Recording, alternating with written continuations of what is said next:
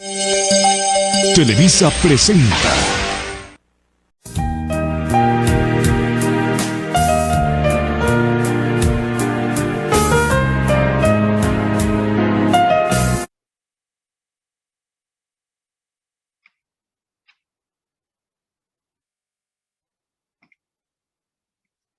Buenos días, compañeros y maestros. Nosotros somos el equipo 4, el cual está conformado por Carla Denise Piro Corral, Leticia Gutiérrez Osorio, Jorge Pacheco Castañeda,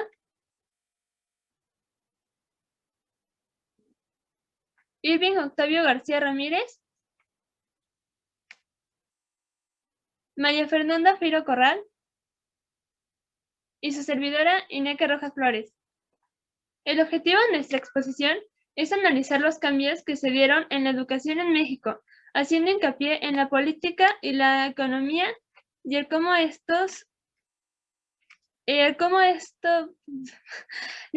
afectaron o aportaron al país a través de la exposición de los casos más relevantes extraídos de los libros de Guevara y de este modo entender la complicada evolución educativa y el cómo la educación llegó a convertirse en lo que es hoy en día.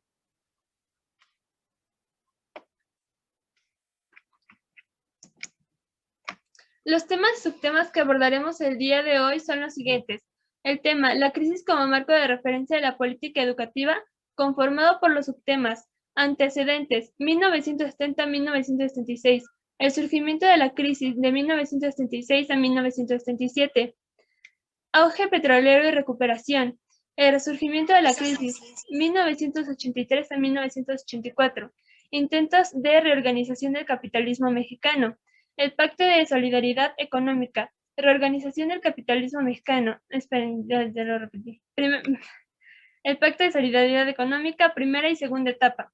Y el tema periodo de transición, conformado por los subtemas periodo de Luis Echeverría Álvarez de 1970 a 1976, educación preescolar, educación primaria, educación secundaria, educación media superior, educación de adultos, capacitación y formación del magisterio, ciencia y tecnología, periodo de José López Portillo de 1976 a 1982, educación preescolar, educación primaria, educación secundaria, educación media terminal, el bachillerato, educación superior, educación de adultos y formación de recursos humanos.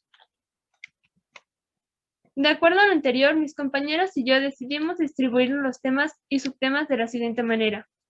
Mi compañero Jorge dará la apertura al libro 1, exponiendo el tema La crisis como marco de referencia de la política educativa, junto con los subtemas antecedentes y 1970 a 1976.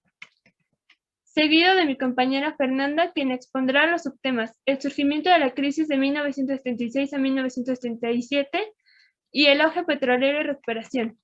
Luego mi compañera Leticia finalizará el contenido del libro 1 con los subtemas El resurgimiento de la crisis 1983 a 1984, intentos de reorganización del capitalismo mexicano, el Pacto de Solidaridad Económica, primera etapa y segunda etapa. A continuación, su servidora Ineque dará apertura al libro 2 con el tema Periodo de Transición, junto con los subtemas Periodo de Luis Echeverría Álvarez de 1970 a 1976, educación preescolar, educación primaria, educación secundaria, educación media superior, educación de adultos, capacitación y formación del magisterio y ciencia y tecnología. Posteriormente, mi compañero Irving expondrá los subtemas Periodo de José López Portillo de 1976 a 1982, educación preescolar, educación primaria, educación secundaria, educación media terminal, el bachillerato, educación superior y educación de adultos. Para finalizar, mi compañera Carla terminará exponiendo el contenido del libro 2 con el subtema Formación de recursos humanos. Comencemos. Hola compañeras y compañeros, buenos días. Mi nombre es Jorge Pacheco y les hablaré sobre la crisis como marco de referencia de la política educativa. Para realizar un buen análisis de la crisis actual que se vive en la economía mexicana, debemos ponernos en contexto con el periodo que queremos abordar, ya que finalizando la década de los 60 se terminan los estragos de la segunda posguerra y algunos países empiezan a mostrar signos de una crisis económica. En México, en 1968, se presentó una delicada crisis política debido al movimiento estudiantil, el cual fue un elemento clave que tuvo mucho que ver en las políticas educativas de 1970 a 1976. La crisis en México no es algo nuevo, ya que a principios de los 70 la economía dejó de crecer a niveles similares que durante el desarrollo estabilizador. La crisis ha tenido dos fases relevantes. La primera fue cuando el gobierno no era capaz de cubrir con la deuda externa. Esta terminó entre comillas en 1982, la cual presentó inflación crónica, pérdida de estabilidad cambiaria, persistencia del déficit comercial y presupuestal en ascenso y en la caída de la actividad productiva. La segunda etapa de la crisis se caracterizó por el estancamiento de la producción, el florecimiento de las actividades especulativas, la agudización del proceso inflacionario, el estallamiento recurrente de crisis cambiarias y financieras, la contracción severa del financiamiento externo, la conversión de nuestro país en exportador neto de capitales y la agravación de la crisis política. Al finalizar los años 60, el sistema capitalista mexicano había tenido un pequeño desarrollo, aunque el sector agrícola estaba estancado, tanto que incluso las tasas de crecimiento eran inferiores al poblacional. El comercio y los servicios, en cambio, tuvieron un buen crecimiento industrial.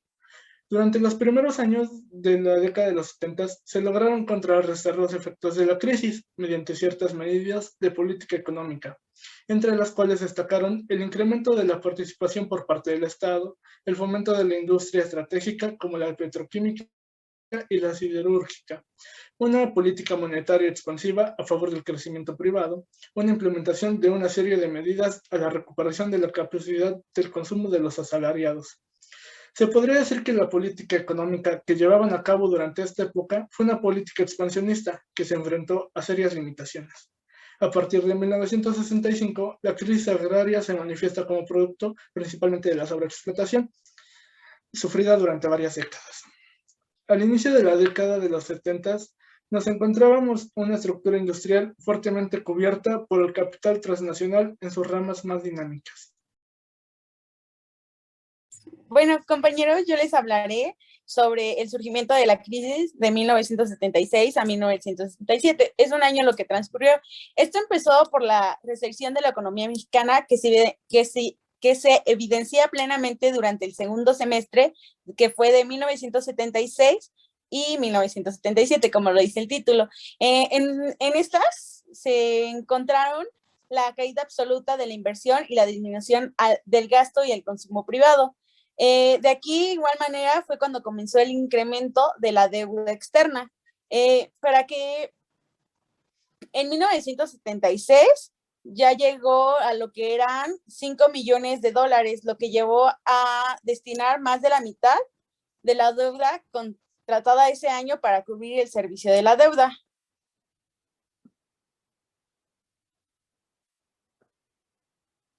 La difícil situación económica obligó al gobierno a firmar una carta de intención con el FMI en octubre de 1976. En esta carta había una cláusula de desempeño. Esto obligaba al gobierno mexicano a contraer el gasto público.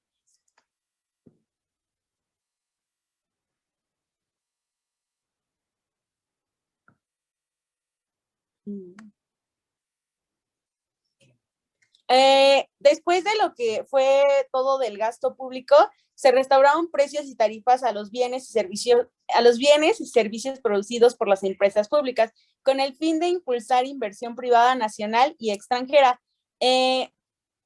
La desvalorización del precio del trabajo se tradujo en la disminución del costo de la mano de obra de los capitalistas.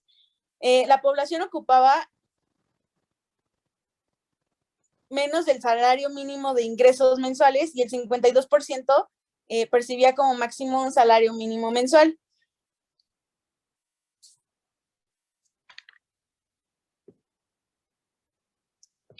Ahora les hablaré un poco de lo que fue el auge petrolero y la recuperación.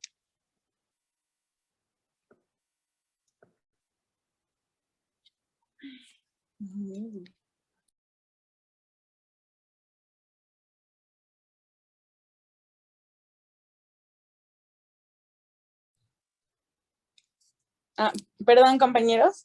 El aumento de la explotación de los trabajadores mediante contención de los salarios, en un momento en el que la inflación se aceleró, el auge petrolero se caracterizó por la fragilidad de sus bases de sustentación, puesto que perdió de factores coyunturales que agudizaron contradicciones estructurales del capitalismo mexicano, entre las cuales destacaron las desproporciones inter e intrasectoriales. El agudo desequilibrio del sector externo, producto de la desintegración de los procesos productivos, el cual se tradujo en fuertes incrementos de importación e insumos. Así, el coeficiente de la importación, que en 1977 era del 8.8% del PIB, que es Producto Interno Bruto, en 1981 llegó a ser del 12.6%. En buena medida, el rápido crecimiento de la inversión fue imposible gracias al auge petrolero. La inversión estatal se orientó hacia ciertas ramas. Pemex absorbió el 31% de la misma. La inversión privada creció en una tasa del menos 15.5%, muy por encima de lo que fue el 1.9% promedio de los 7 años anteriores. Esto quiso decir que tan solo en 2 años se recuperó la tasa del crecimiento histórico. Bueno, pues ahora yo hablaré un poco sobre el resurgimiento de la crisis de 1982. La devaluación del 17 de febrero de 1982 hace notar que y llevar a cabo con una fuerza intensa la situación de la crisis en el plan educativo nacional. Es decir, que la crisis económica más devastadora de toda la historia de México. Referente a esto, el gobierno federal, es decir, de López Portillo, decide llevar a cabo un conjunto de lineamientos y medidas drásticas para el pueblo mexicano, pues aquí decidió elevar el precio en los productos de consumo de la canasta básica. También redujo el presupuesto a los servicios públicos y en especial al Departamento del Distrito Federal. Por otro lado, también afectó el precio elevado de diferentes productos, especialmente pues en la situación de dejar reducido el salario mínimo de los trabajadores. Por otra parte, el apoyo por el Banco de México también buscaba préstamos, pero en dólares, y obviamente como esta situación de crisis estaba empeorando, la deuda externa pues se fortalecía. Sin embargo, a pesar de todas estas estrategias aplicadas, la inestabilidad monetaria y financiera siguieron su desarrollo inevitable, por lo que el gobierno federal decide aplicar en agosto de 1982 la llamada Ley Monetaria para garantizar el pago de deuda externa. Y finalmente, el 1 de septiembre de 1982, el Estado mexicano decide nacionalizar la banca, proporcionando con esto pues una cobertura drástica y política del control salarial.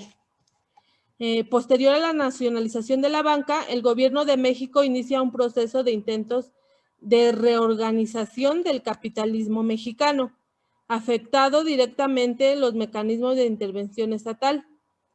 Para ello, en diciembre de 1982, se publica el Plan Inmediato de Reordenación Económica, que pretendía llevar a cabo aquí con el Fondo Internacional Monetario, elevando los precios de casi todos los bienes y servicios producidos por el Estado mexicano, ajustándose a la política cambiaria, manteniendo la depreciación del peso y además nacionalizando las divisas.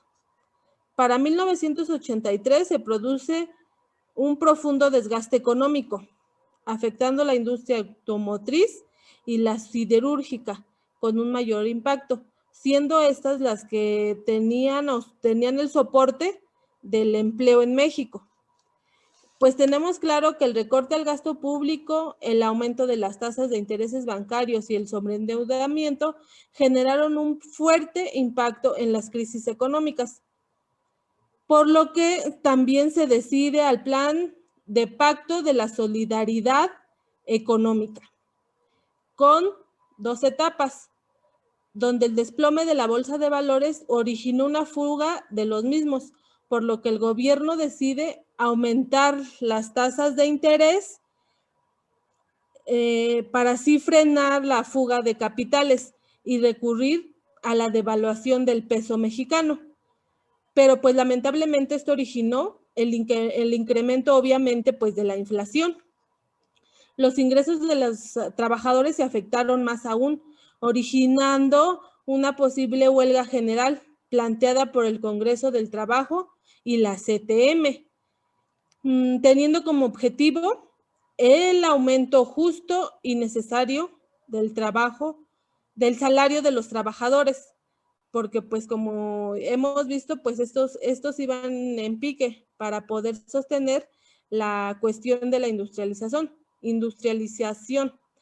Sin embargo, el gobierno, tomando cartas en el asunto, suspende el inicio de la huelga porque decidió hacer entablar una conversación con la CTM y con el Congreso del Trabajo, negociando así con un pacto llamado Pacto de la Solidaridad Económica, anunciado el 15 de diciembre de 1987, bajo el lineamiento de control y abatimiento definitivo de la inflación. Este pacto se constituye en 2 etapas. Como ya lo vimos, pues la primera etapa fue el aumento drástico de las tarifas de los bienes y servicios producidos por el Estado, el tipo de cambio libre, la elevación de las tasas de intereses y pues la restricción del crédito bancario. La segunda etapa consistió en la tasa de inflación, manteniéndola en un 83%. Pero pues esto originó una lamentable situación que los orilló a tomar medidas radicales como congelar precios de las tarifas de los bienes y servicios producidos por el Estado y de los bienes de la canasta básica, invitar a los empresarios a moderar la elevación de sus precios en productos, aumento del 3% en los salarios de marzo, y a partir de febrero se deciden congelar el tipo de cambio, reducir sustancialmente la tasa de interés, acordando la restricción del crédito bancario y del gasto público, corriente y de la inversión. Podemos decir que todas estas estrategias económicas fueron simplemente una contractura económica para agravar la vida socioeconómica de la sociedad mexicana. Es necesario puntualizar que la educación en esta época solo era importante si respondía a las necesidades del capital y a las necesidades económicas, no a las necesidades sociales. Habla también había una desvinculación real entre las necesidades productivas y el sector educativo. Hacía falta una visión a futuro en los planteamientos educativos.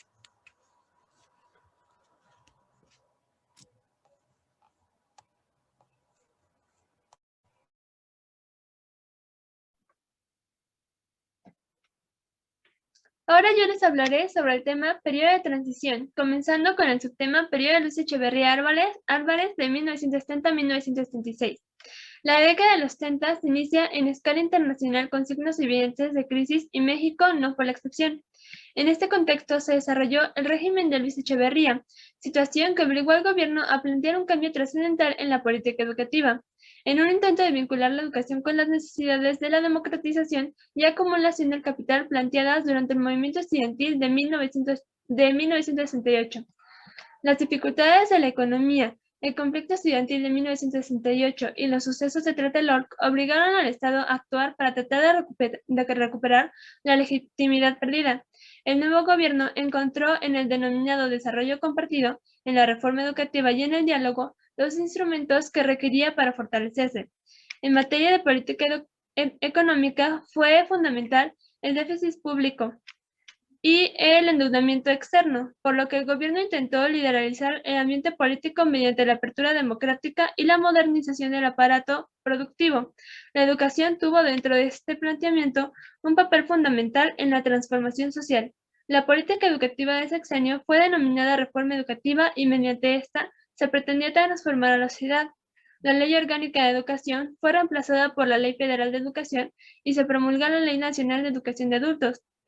Las desproporciones inter- e intrasectoriales, entre las cuales sobresalían el rezago de la producción de los bienes de capital, los bienes tan bajos de productividad en algunas ramas de la industria y los servicios, que se traducen en el crecimiento de las importaciones en mayor proporción que las exportaciones y la necesidad de contar con una creciente disponibilidad de divisas para mantener esa situación. Esos problemas se reflejaron en un sensible aumento de déficit de la deuda pública y de la profundización del déficit comercial externo. La reforma educativa surge en un contexto de crecientes cuestiones sociales y conflictos económicos. El gobierno pretendía que la educación fuera una respuesta a esta situación. Durante este sexenio, el secretario de Educación fue Víctor Bravo Aguja. Siendo secretario de la SEP en el mandato de José López Portillo, en su periodo se crea el CONACYT. Asimismo, durante este sexenio se genera gran cantidad de cambios a nivel educativo. El nivel educativo con más altibajos fue la educación preescolar. Educación preescolar. De 1971 a 1976. El gasto de preescolar se incrementó a una tasa promedio anual de casi 19% y la matrícula creció durante este periodo. Durante ese periodo se inscribieron 137,000 alumnos más, llegando a ser en 1976 537,000 niños en la matrícula preescolar. En materia de educación preescolar se creó la Coordinación de Guarderías Infantiles de Secretarías del Estado o instituciones descentralizadas. Educación primaria. La educación primaria fue uno de los pilares de la reforma educativa, la cual se instauró por medio de los nuevos libros de texto. La educación por áreas y la capacitación para el aprendizaje, todos estos cambios sorprendieron a los maestros, pues no fueron tomados en cuenta para realizar esas transformaciones. El ritmo de crecimiento de la matrícula aminoró de 1970 a 1976 con respecto al periodo de 1964 a 1960, a pesar de que se impusieran diversas alternativas. Para ampliar la oferta, se crearon cursos comunitarios, los albergues escolares y los centros regionales de educación fundamental. Durante este periodo disminuyó la participación de las escuelas particulares, las cuales redujeron su inscripción en 106,000 niños, lo cual representó una reducción del 3.6% anual promedio. En 1936, del total de la población de 6 a 14 años, más de 12 millones de niños se hallaban inscritos, pero aún quedaban fuera 2.5 a 4 millones. La eficacia terminal continuó siendo baja, aunque de 1970 a 1976 fue de 46%, lo cual significó una mejoría. Educación secundaria. La reforma educativa se llevó a cabo con múltiples dificultades, principalmente por la oposición del magisterio a transformar la asignatura en áreas. Después de muchas consultas entre la SEP y los maestros, en agosto de 1974, las autoridades aceptaron que los programas por maestros en agosto de 1974 por áreas o por asignaturas fue indistinto de acuerdo con el criterio de cada centro escolar. Durante este periodo se amplió la oferta de servicios, pero se mantuvo la tendencia concentradora y las desigualdades regionales. Al final del periodo había 19 millones de estudiantes, de los cuales 16 millones cursaban secundarias generales y 306,000 estudiantes se encontraban inscritos en las secundarias técnicas, que fueron ampliamente apoyadas. Las secundarias técnicas pretendían formar cuadros para apoyar el desarrollo socioeconómico del país y aminorar la presión de los estudiantes que deseaban acceder a los niveles superiores. Educación media superior. De 1970 a 1976 se crearon 1,152 escuelas técnicas, mediante las cuales se pretendía capacitar a la fuerza de trabajo para solucionar las carencias de cuadros técnicos de las distintas actividades económicas y frenar el crecimiento de la educación superior. Los costos de la educación técnica en este nivel siguieron siendo muy superiores a los de las preparatorias tradicionales. El impresionante aumento de las escuelas técnicas y de recursos destinados a ellas, todo el sistema de enseñanza técnica absorbía en 1970 solo el 13.6% de la población nacional inscrita en los niveles que van de medio elemental al posgrado, y para 1976 tal proporción había subido apenas el 19.4%. Una parte de esta población correspondía a alumnos que están inscritos en secundarias tradicionales. La SEP les había cambiado el nombre para hacer los planteles técnicos. Uno de los argumentos para fomentar la educación técnica fue la necesidad de vincular la oferta y la demanda de trabajo y subsanar algunas de las carencias técnicas medias, además de solucionar el problema del desempleo.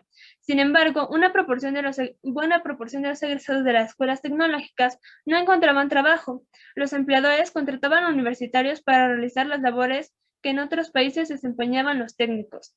El 9 de mayo de 1932, el presidente del Consejo Nacional de Ingenieros Industriales, egresados de los institutos tecnológicos, afirmaba que de estos profesionales egresados de los tecnológicos, solo el 40% hallaba trabajos en las grandes ciudades como México, Monterrey y Guadalajara, y algunos en sus propios lugares de origen. El resto tenían que cambiar de actividad. Aquello que se encuentra en un empleo no puede considerarse afortunados, pues en términos generales ganan entre 1,800 y 2,000 pesos al mes. Es importante señalar que a pesar de esas serias limitaciones de la educación técnica, durante ese sexenio se intentó brindar alternativas de educación y capacitación acordes a las necesidades del desarrollo nacional. Educación superior. La educación superior recibió un fuerte apoyo. En promedio, cada año se inscribían un 15% más de estudiantes, lo cual permitió duplicar la matrícula, que pasó de 252,200 estudiantes en 1930 a 5,266,500 en 1976. Los subsidios en las universidades se incrementaron y fuertemente en la UNAM pasó a 409 millones de pesos de 1960 a 1,111 millones de pesos en las universidades, que provenían del 76.5 a 340 millones. La creciente demanda de educación superior respondió, entre otras causas, a la aceleración del crecimiento de la población, en especial la población urbana. Los efectos de las políticas ampliaron la enseñanza básica y media, que tuvieron lugar en 2 décadas anteriores, y finalmente la política de expansión dio oportunidad de acceso a las universidades. Educación de adultos. Durante el sexenio se consideró fundamental la educación de adultos. Se pretendía, de acuerdo con lo planteado por el secretario de la SEP, el licenciado Bárbaro Aguja, que el país estuviera alfabetizado para 1980. Sin embargo, se terminó el sexenio con 6 millones de analfabetos, cifra similar a las que había en 1969. Capacitación de formación del magisterio. Uno de los puntos débiles de la política educativa durante el sexenio fue la capacitación y formación de profesores de preescolar y primaria. La mayor parte de la matrícula correspondía a escuelas particulares, 43%, en normal primaria y 58.3% en preescolares, mientras los estados y la federación mantenían índices menores. Por otro lado, las normas federales siguieron enfrentando precarias condiciones. Los gastos de operaciones crecieron constantemente a un ritmo de 6.5% en promedio anual, en tanto la matrícula lo hacía al 12.3%, situación que afectaba también a las normales superiores. Para canalizar las inquietudes al magisterio preescolar y primaria de la reforma educativa y las condiciones laborales, despertaron a la SEP, a través de la Dirección del Mejoramiento Profesional del Magisterio. Estableció la licenciatura en esos niveles. Esta situación se agudizó posteriormente, anudada al deterioro salarial del magisterio. Proporcionó una deficiente preparación de los niños de preescolar y primaria. Ciencia y tecnología. A partir de 1970, se constituye en México la etapa de institucionalización de la política de ciencias y la tecnología, con la creación de un gran aparato administrativo orientado a la determinación de una política en esta materia, proporcionando una política orientada a la modernización del país, entendiendo esta última como el logro de niveles de bienestar social, desarrollo económico estable y democratización política. En este marco, el Estado mexicano, a partir de 1970, reformuló las reglas para el Sistema Científico y Tecnológico Nacional, creó el Consejo Nacional de Ciencias y Tecnología como órgano encargado de formular la política estatal en ciencia y tecnología, aunque no se le otorgaron muchas funciones. Desde su creación, el CONACYT se dedicó a promover el otorgamiento de becas de posgrado tanto en el país como en el extranjero para la formación de recursos humanos, y desde entonces destina una parte menos importante a sus presupuestos en proyectos de investigación.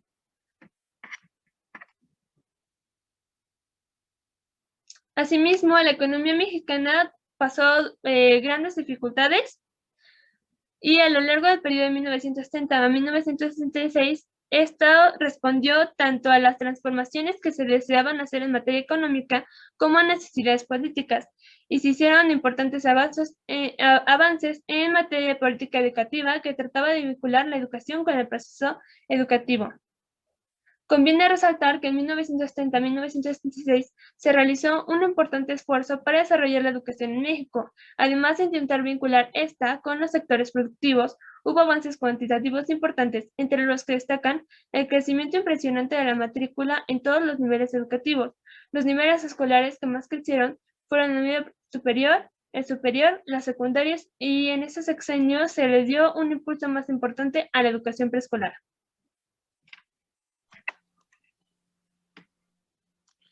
A continuación les hablaré del periodo de José López Portillo, que abarcó de 1976 a 1982. La política educativa de José López Portillo pretendía lograr la justicia y la vinculación de la educación con la producción. Él quiso darle el impulso nunca antes visto ante la educación para elevar la productividad y servir a otros sectores de la actividad, como la ejecución de programas. Buscó darle más importancia a la educación y que su financiamiento fuera más una inversión que un gasto. Durante su mandato hubo 2 secretarios de Educación Pública, Porfirio Muñoz Ledo y Fernando Solana. El primero solo desempeñó el cargo aproximadamente un año, teniendo como objetivo la política educativa, afirmar el carácter democrático del sistema educativo, elevar la calidad de la educación, estrechar su vínculo con el proceso de desarrollo y comprender la acción de la sociedad en el esfuerzo educativo nacional y elevar la educación básica del mexicano a 9 años. Sin embargo, a partir de 1978, el segundo secretario de la SEP, Fernando Solana, mantuvo como prioridad de su gestión el programa de primarias para todos los niños, el impulso a la educación terminal, el control y la planeación de la educación superior y la creación de la Universidad Pedagógica Nacional. Asimismo, se implementó la preocupación por elevar la calidad de la educación y superar los rasgos educativos en todos los niveles. Educación preescolar. Durante su administración se elaboró el Plan Nacional de Educación, PNE, que se proponía integrar la educación primaria y secundaria en la educación básica. Posteriormente, propuso que la educación básica fuera de 10 años, incluyendo uno de preescolar.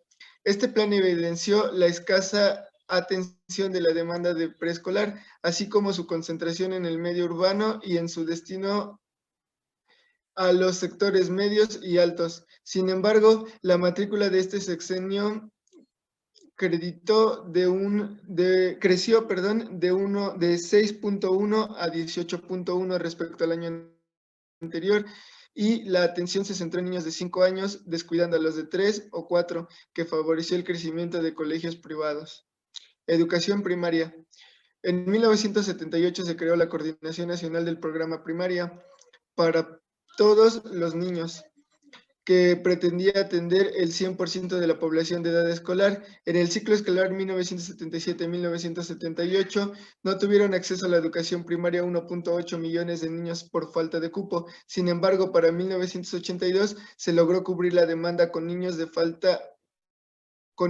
en una inscripción total de 14.9 millones de niños y la eficiencia terminal se elevó de 46 a 53%. A pesar del avance que implicaba cubrir la demanda, persistieron problemas importantes y la eficiencia terminal permaneció muy baja en ciertas zonas. Por ejemplo, de cada 100 niños que iniciaban la primaria en el país, 47 no la terminaban, es decir, 53% de terminación. En las zonas más pobres se pidió apoyo de la comunidad para construir escuelas y servicios de transporte. Este tipo de políticas explicaban en parte la reducción del gasto de la educación primaria durante el sexenio, aunque en los absolutos incrementó. Educación secundaria. La matrícula en educación secundaria disminuyó su ritmo de crecimiento durante el sexenio, pasó de 11.5 a 9.8. La matrícula de secundaria al final del sexenio era de 3.37 millones, incorporándose en el periodo 1.26 millones de estudiantes. Al finalizar el sexenio, la secundaria absorbió casi el 90% de los egresados de primaria. La eficiencia terminal se elevó de 70.7 a 74.5, pero el gasto federal se incrementó 3 veces más. Educación media terminal. Durante el sexenio de la matrícula de educación media creció en conjunto un 12.6 en promedio anual, pero el principal impulso lo recibió la educación terminal. El número de inscritos en educación media creció a un ritmo anual de 28.2% en promedio, mientras que en educación propedéutica y bivalente a 11%. El impulso de las secundarias técnicas, así como la educación media terminal, se llevó a cabo con el propósito de vincular la educación al sector productivo, pero sobre todo de disminuir la demanda de educación superior, ya que se consideraba que esta resultaba muy costosa y la politización en las universidades generaba problemas sociales. La alternativa del gobierno ante esta situación fue la creación del Colegio Nacional de Educación Profesional Técnica, CONALEP. El CONALEP pretendía responder a las necesidades de las empresas privadas, en la cual iban a trabajar sus alumnos. El financiamiento de esta institución hacía recaer el 50% de los costos en el estudiante, el cual podía obtener una beca crédito. El CONALEP se inicia con un gasto cercano a los 500 millones de pesos. Para 1981, los alumnos inscritos ya eran más de 40,000. Y gracias a esta política, la demanda de educación media aumentó. El bachillerato. Después de 1968, se pretende separar la educación media de la universidad para tratar de evitar conflictos sociales. Por tal motivo, en este sexenio se fortaleció el Colegio de Bachilleres. El presupuesto de este creció a un ritmo anual de 16,7%, mientras el destinado al Colegio de Ciencias y Humanidades y las preparatorias de la UNAM creció 1.6%. El Colegio de Bachilleres pasó de 65,000 alumnos en 1977 a 221,000 en 1981. Las escuelas particulares también se expandieron fuertemente. En los estados, las preparatorias aumentaron su inscripción a casi 200,000 estudiantes y para 1982 constituían casi cerca de 500,000 y los recursos de la federación también se incrementaron. Educación superior. El proyecto estatal que más importancia tuvo en la educación superior fue la creación de la Coordinación de Educación Superior y la Ley Nacional de Planeación de Educación Superior. Ambas permitieron el control de proyectos universitarios que no se amoldaban a las necesidades estatales, ponderando los proyectos tecnocráticos y limitando a los que pretendían analizar las problemáticas sociales. Sin embargo, y a pesar de todos los esfuerzos para contener el crecimiento de la educación superior, puede verse que el número de alumnos de primer ingreso pasó de 526,500 alumnos en 1975 a 9,018,800 en 1981, es decir, un incremento del 74%. Las políticas de descentralización limitaron el crecimiento de la matrícula de la UNAM a un promedio de 1.2 anual, mientras la UAM creció 35.7 y las universidades de provincia lo hicieron en 14.8%. En este periodo, la matrícula de las escuelas particulares creció 18.8% en un promedio anual. Esta misma política se siguió en la educación superior tecnológica.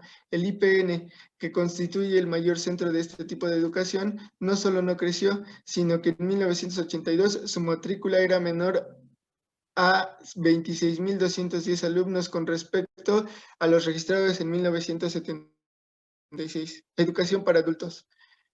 El mundo de analfabetos durante el sexenio se mantuvo con ligeras variaciones: 6 millones de adultos analfabetos y 13 millones sin terminar la primaria.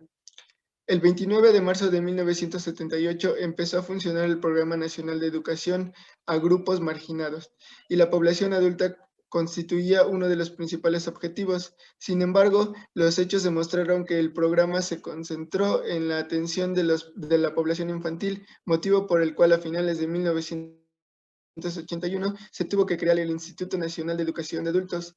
Este se creó como un organismo descentralizado y con personal calificado como de confianza para evitar la injerencia del Sindicato Nacional de Trabajadores de la Educación, CENTE, con el fin de reducir sus costos al instituto, e hizo descansar el grueso del trabajo en el denominado voluntariado nacional.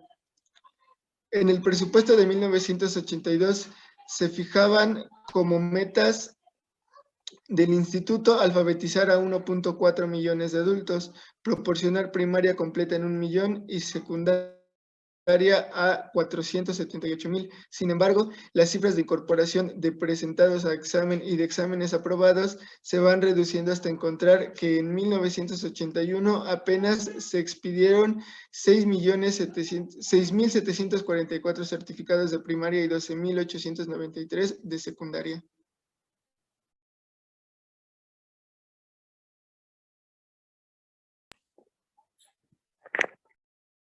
Continuamos con el periodo de formación de los recursos humanos.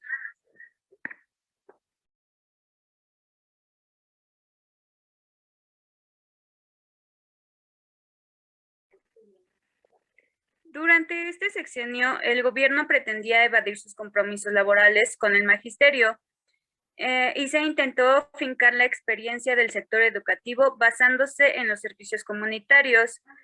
Aquí hubo muchos cambios en las escuelas, como en las normales estatales redujeron su participación durante el periodo de 27 a 23%, cediendo su matrícula a las normales particulares. Durante este sexenio, la Universidad Nacional Superior casi triplicó su alumnado, con 131.523 estudiantes en 1982. Este crecimiento se dio a expensas de las normales estatales, que disminuyeron su participación del 69.5% a 53.6%. Aquí se creó la Universidad Pedagógica Nacional por un compromiso político que asumió José López Portillo durante su campaña presidencial.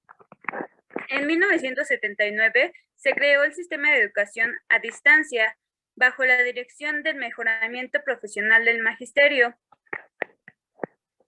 En la creación de la UPN, esta contó con el apoyo financiero, ya que fue un producto de un compromiso del presidente del Magisterio Nacional. En cuanto a las normas del funcionamiento de la SEP, podemos decir que esta se vio sujeta a los lineamientos de la política sexenal, de presupuestos por programas y de descentralización. La descentralización se inició con la creación de las delegaciones estatales, las cuales en un principio solo se encargaban de los nuevos proyectos, pero conforme fue pasando el tiempo, asumieron todos los demás. Las demandas de este movimiento magisterial contribuyeron a la descentralización. En cuanto al comportamiento de la matrícula durante el sexenio, tuvo un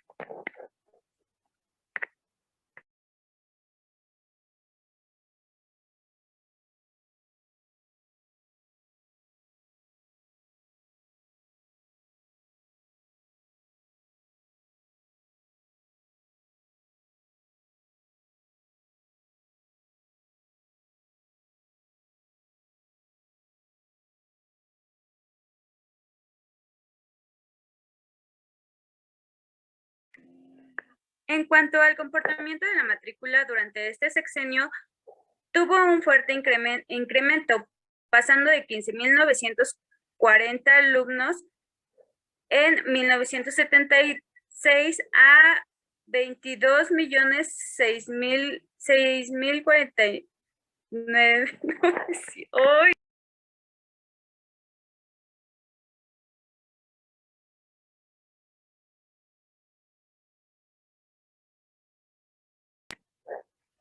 En cuanto al comportamiento de la matrícula durante este sexenio, tuvo un fuerte incremento.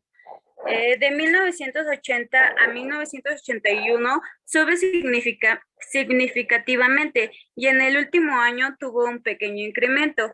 El comportamiento del gasto per cápita se explica en parte por el gran incremento de la matrícula total. A manera de conclusión, podemos señalar que de 1970 a 1982 se hicieron importantes avances en la materia educativa, en todos los niveles. A pesar del fuerte crecimiento de matrícula, el gasto per cápita también creció. El inicio de la descentralización de la educación superior, tanto en la zona metropolitana de la Ciudad de México como en el país, tuvo la creación de múltiples universidades estatales. Continuamos con la política neoliberal, sus planteamientos sobre la política educativa.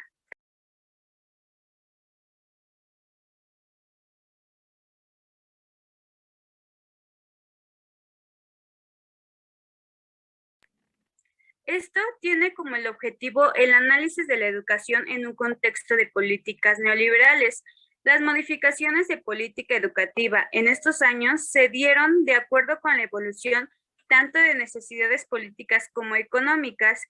Entre las primeras destacan la demanda popular de educación, la necesidad de legitimación del gobierno del presidente Salinas, la lucha de los maestros, de la Coordinadora Nacional de Trabajadores de la Educación.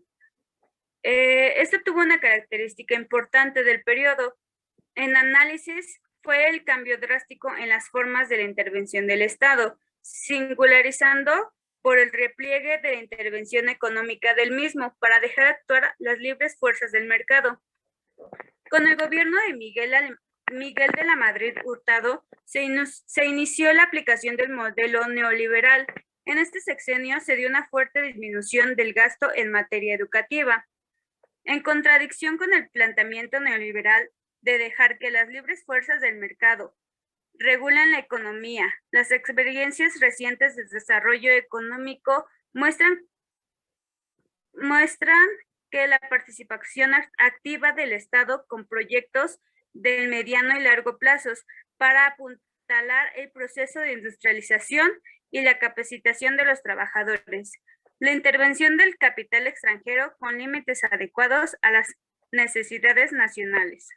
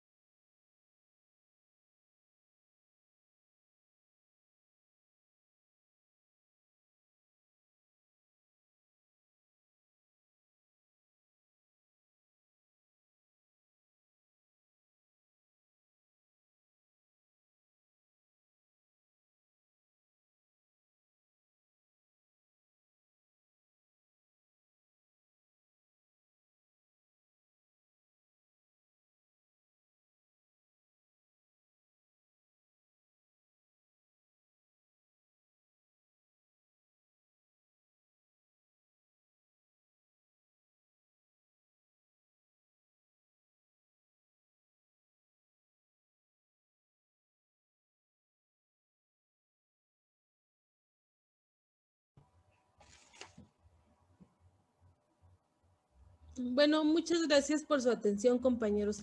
Esta fue nuestra exposición sobre los temas, la crisis como marco de referencia de la política educativa y periodo de transición, esperando haberles dado a entender los puntos esenciales de la lectura, resaltando que a pesar de los momentos complicados que vivió la educación en México durante un largo periodo, la reforma y programas educativos pudieron llegar a un equilibrio y de este modo mejorar la educación que se recibía en ese momento y llegar así a lo que hoy conocemos con la estructura de la educación actual.